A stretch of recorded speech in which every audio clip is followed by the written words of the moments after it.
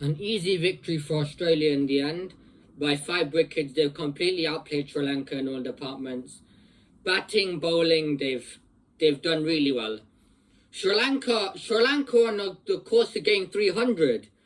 They were 125 for 0, then they lost their first wicket, and then there was a small 30-run partnership. Then they lost their second wicket. After that was just a complete meltdown. It was a complete collapse.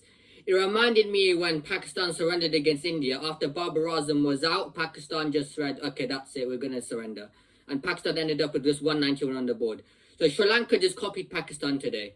They were like, after 157 for 2, they just collapsed. Ow, ow, ow, ow, ow. Like, to be honest with you, even Bangladesh wouldn't do that. They would, at least Bangladesh would get more runs on the board. So Sri Lanka have lots of thinking to do. They must win the next game against Netherlands. It's a must-win game, and I'm sure they're easily going to defeat the Dutch.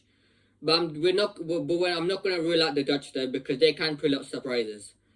So Australia were the better team in the day. They bowled well. They bowled full and straight at the stumps. They picked up as many wickets as they can. They tried to dry down their run rate, make sure as low as possible so their net run rate doesn't get impacted heavily. And they ensured that when they chased, they didn't lose too many wickets, although they did lose 4 wickets at the start, but that didn't really hurt Australia that much because they got to their target in 35 overs. So Australia chased it down really comfortably in the end.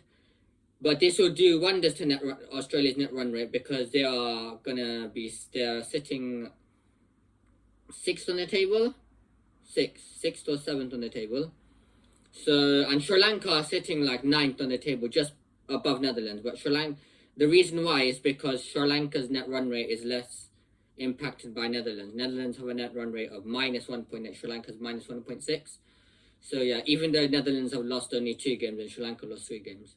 But there's a big difference in that, because Sri Lanka are going to really struggle to get into the semis, because they need to, and they have to win the remaining matches. They have to, and they're going to be big games. They're gonna have to play India. They're gonna have to play New Zealand. They're gonna have to play Bangladesh. Bangladesh is evens. Bangladesh should be a decent one for Sri Lanka. They should get over the line, but Bangladesh can beat Sri Lanka as well. The best performer today with the bat for Australia is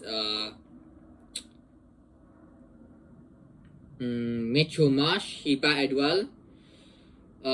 He scored 30 runs and 40 runs.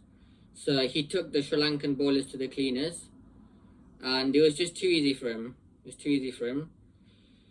I'm sure he did get out at the end, but it didn't really bother much. But Steve Smith's horrible run continues. He got out for a duck again. He got at LBW, Madhushankar. So Steve Smith, it's not really like the Steve Smith, but Steve Smith, he'll find his form back.